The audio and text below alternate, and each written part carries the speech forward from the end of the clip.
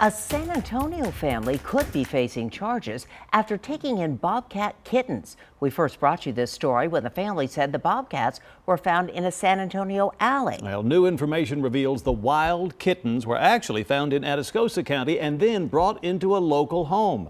Eyewitness News reporter Roxy Bustamante joins us now with more on how this has started a domino effect of consequences. Roxy. Good evening. Now, a game warden tells me the family was in violation of a Texas Parks and Wildlife Code regulation and could be facing misdemeanor charges for taking in those bobcat kittens. Now they are orphaned and will have to be in a wildlife rescue and rehabilitation facility for a year and a half.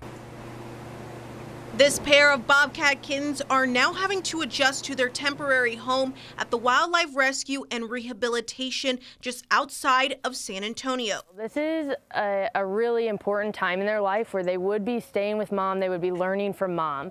And so it's extremely crucial that we minimize as much contact as possible, that we are providing them with just the care that they need to be healthy and to grow and to stay wild. Kelly McCoy says the bobcat kittens who were taken from their mother are now showing negative signs from the impact. That's what's so tragic about this is she was clearly taking good care of them.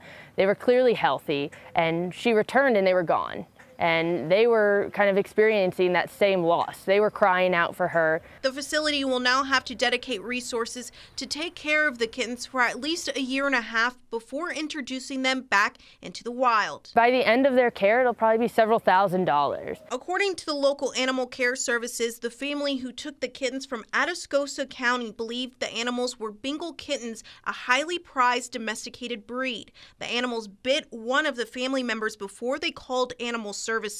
McCoy says it's a lesson that needs to be learned. When you see a wild animal, call wildlife experts. Too often we get in animals who didn't need to be rescued, who were doing perfectly fine, who were being raised by their parents.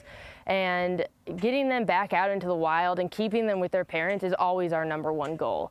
That's going to be the safest for the animals, that's going to be the safest for people. So please, if you find a wild animal, just give us a call first.